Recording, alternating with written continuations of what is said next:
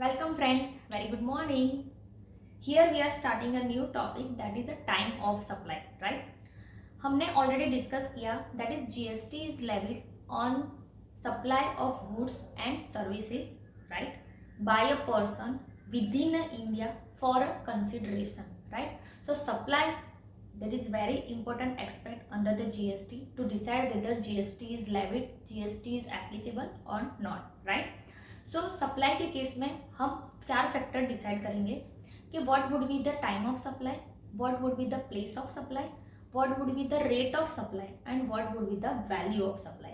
सो ये चारों case decide करने से आपको पता चलेगा कि how GST is levied, how GST is applicable on a particular transaction. मतलब एक ट्रांजेक्शन पे कैसे आप डिसाइड कर पाएंगे the rate, the time, the value and the date, right.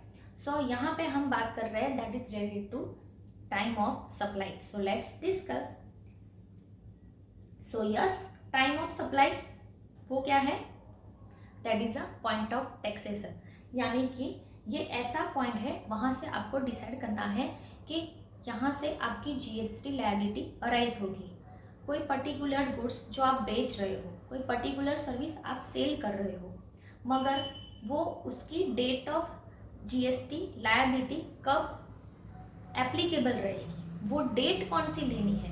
वो डेट आपको क्या आपकी इनवॉइस डेट लेनी है, आपकी बिल की डेट लेनी है, या तो फिर आपको जो गुड्स आपका जो अपोजिट पार्टी को जो सामान डिलीवर हो रहा है वो वाली डेट लेनी है, या तो आप सब जब गुड्स डिस्पैच कर रहे हो वो वाली डेट लेनी है, या तो कोई आपको एडवांस पेमेंट मिला है उसकी वाली डेट लेनी है.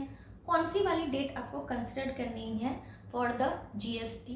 सो पॉइंट ऑफ टैक्सेशन, ये पॉइंट को हम यही मानेंगे कि टाइम ऑफ सप्लाई वो ऐसा पॉइंट है, वो ऐसी सिचुएशन है, वो ऐसी डेट है जहाँ से आपका जीएसटी की लायबिलिटी अराइज होगी. That's why they we are considering as a point of taxation, इसलिए उसको पॉइंट ऑफ टैक्सेशन माना जा रहा है, right. So the point where liability to payment GST of arise. Of course this is a point where GST liability is arise, क्योंकि वो date से decide करना पड़ेगा कि कौन सी डेट आपको कंसिडर करके कौन से वाले मंथ में आपको वो सेल्स दिखाना है और कौन से वाले मंथ का वो सेल्स दिखा के आपको ड्यू डेट कौन से जीएसटी पे वो ड्यू डेट तक आपको जीएसटी पे करना है, right. Then of course point of taxation means a point in time where goods or services have deemed to be supplied or services been deemed to be provided, ऐसा मान लिया जाएगा. मतलब कि वो ऐसा पॉइंट है even though you have not issue the invoice, even though आपकी वो ड्यू डेट नहीं हो रही, even though you have not complete your services, मगर ये डेट जो आपको एप्लीकेबल हो रही है वहाँ से आपको जीएसटी लायबिलिटी भरना ही है. यानी कि मान लीजिए कि मेरा डेट ऑफ इनवॉइस मैंने लेट इश्यू कर रही हूँ, राइट. मतलब कि मेरी कंप्लीशन ऑफ सर्विस के बाद इश्यू कर रही हूँ और मेरी ऑलरेडी कंप्लीटेड सर्विसेज हो गई है. सो मेरा ड्यू डेट ऑफ इनवॉइस वो ऑलरेडी अराइज हो गया था, फिर भी मैं इनवॉइस नहीं इश्यू किया था. ऐसा नहीं है कि वो इश्यू नहीं किया था तो आपको जीएसटी लायबिलिटी नहीं करना था, मगर जो भी आपका डेट ऑफ इनवॉइस इसका जो ड्यू डेट था that would be consider as a your date of supply or date of payment for GST, that would be considered as a point of taxation, right. Then the point of taxation enable us to determine the rate of tax, value of tax of course, and due dates for payment of taxes, right. That is to liability to pay the CGST, LGST and IGST at the time of supply for the determination of services. Of course क्योंकि ये point से ही पता चलेगा कि आपको कौन सा, क्योंकि डेट डिसाइड है तो ही आपको पता चल पाएगा कि आपको कौन सा वाला रेट लेना है, कौन सी वाली वैल्यू लेनी है ऑफ कोर्स, और कौन सा आपको ड्यू डेट एप्लीकेबल है for the payment of GST. वो डेट से ही पता चलना पड़ेगा, क्योंकि कोई तो बेंचमार्क होना चाहिए ना. आपका सर्विस का पीरियड तो 6 महीने का है, मगर आपको जीएसटी लायबिलिटी कौन से डेट पे भरनी है, right. So here is a solution for deciding the GST liability. And of course GST is levied at the time of supply. हमने ऑलरेडी बता दिया कि GST is levied all the time of supply. Supply of course include the sales also, transfer, barter, exchange, disposal and lease and rented also, right. So ऐसा नहीं है कि सिर्फ sales of goods या तो providing a service to a customer that is only related to वही सिर्फ GST में कवर होगा, मगर बार्टर, एक्सचेंज और रेंटेड और लीज वो सारी की सारी सिचुएशन हमारी जीएसटी में लेविड है, राइट। सो ये सारे सिचुएशन में भी of course point of taxation आपको डिसाइड करना पड़ेगा।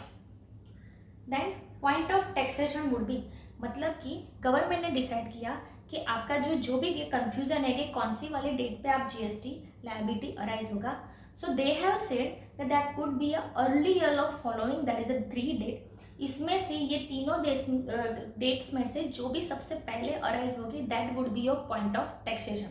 यानी कि सबसे पहली डेट है date of invoice, then second is date of payment receive and the third is due date of invoice issue. यानी कि ये तीनों केस में जो भी आपकी सबसे पहले डेट आती है वो वाली डेट पे आपको जीएसटी पेमेंट करना है, even though you have completed your services और नॉट, आपका कॉन्ट्रैक्ट और सर्विस पूरा हुआ है कि नहीं, अब वो गुड्स ऑलरेडी वहाँ पे पहुँचा है कि नहीं, दैट इज़ नॉट रिलेवेंट। इनमें से कोई भी डेट या कोई भी इवेंट यहाँ पे फॉलो हो जाता है, फॉल्स हो जाता है, सिचुएशन अराइज हो जाती है, then suppose on that date you are suppose to liable to pay GST, right.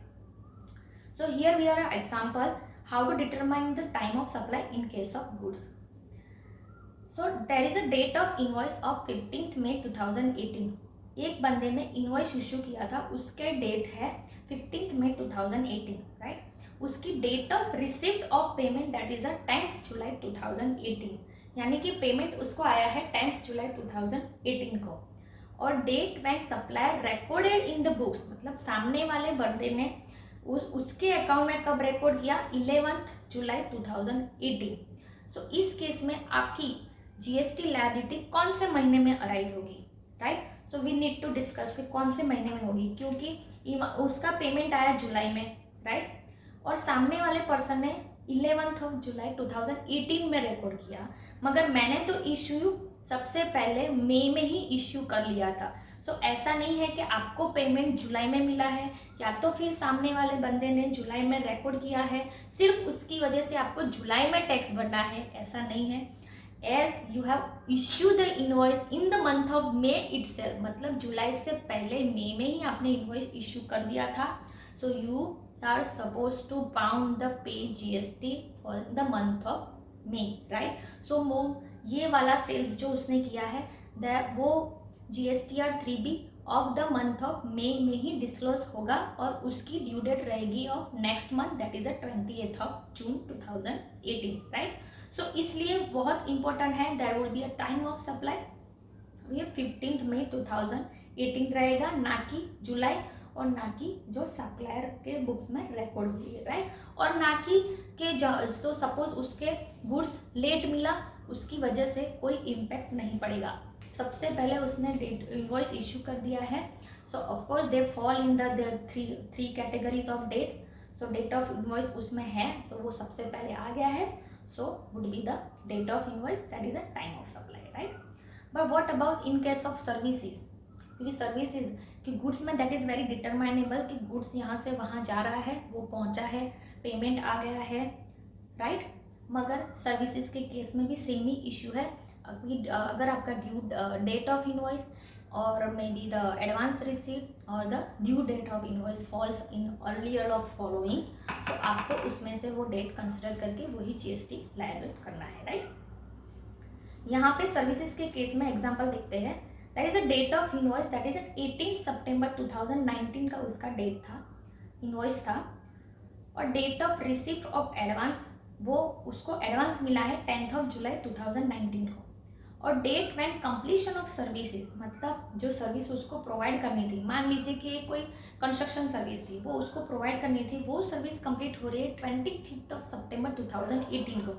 So यहाँ पे देखिए उसने डेट ऑफ इनवॉइस मतलब बिल इश्यू किया है 18th September को, राइट, और उसका सर्विसेज कंप्लीट, उसका कॉन्ट्रैक्ट कंप्लीट हो रहा है 25th September, मगर उसको 10 जुलाई 2019 में उसको एडवांस पेमेंट मिला था, right. So yes, in that case आपके केस में यहाँ पे सबसे पहले एडवांस उसको मिल गया है, so date of advance is also considered as a date of point of taxation, right. So of course ये वाले केस में भी 10th July 2019 ही आएगा, even though they have issue invoice in the 18 September that is irrelevant, मगर आपको payment सबसे पहले मिला है, so you are suppose to pay the GST on the 10th July, right.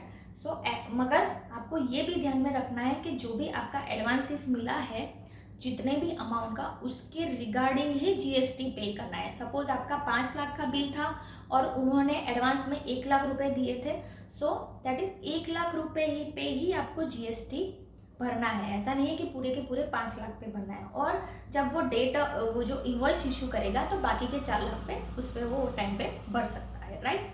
So ये हुआ सप्लाई ऑफ सर्विसेज का। मगर हमने अभी देखा कि we have given the 3 days, right. Date of invoice, then there is a date of payment advance received and there is a due date of invoice issue. So वो क्या था, due date कौन सी रहेगी, मतलब इनवॉइस इश्यू करने की भी कोई डेट रहेगी, यस रहेगी। ये पॉसिबल है normally in case of services. यहाँ पे मान लीजिए कि उसकी date of completion of service 25 सितंबर थी, राइट। मगर कॉन्ट्रैक्ट में ऑलरेडी लिखा था कि आपको 10 जून 2019 में, मतलब जून 2019 में आपको बिल इश्यू करना ही है, राइट। सो मगर उन्होंने यहाँ पे बिल इश्यू किया है 18 सितंबर और उसको पेमेंट मिला है 10 जुलाई। तो इस केस में क्या करेंगे, so even though there is afterwards के पेमेंट उसको 10 जुलाई में मिला है और उसने डेट ऑफ इनवॉइस मतलब इनवॉइस इशू किया है 18 सितंबर 2019, मगर उसका GST लायबल जून 2019 में हो जाएगा, क्योंकि ड्यू डेट तो जून 2019 ही थी, जस्ट बिकॉज कि वो कॉन्ट्रैक्ट कंप्लीट नहीं कर पाया। सो ऐसा नहीं है कि वो कॉन्ट्रैक्ट लेट कंप्लीट कर रहा है इन द मंथ ऑफ सितंबर, सो उसकी वजह से वो लेट इश्यू करेगा वो इनवॉइस, सो चल जाएगा। नो, ऐसा पॉसिबल नहीं है। आपको जून 2019 मतलब जो आपका due date of invoice issue था एज पर द कॉन्ट्रैक्ट, वो आपको कंसिडर करना पड़ेगा। In that case you would be liable in the month of June 2019, right. So ये हो गया हमारा time of supply. Next video में देखेंगे value of supply. So see you in the next video. Till then bye.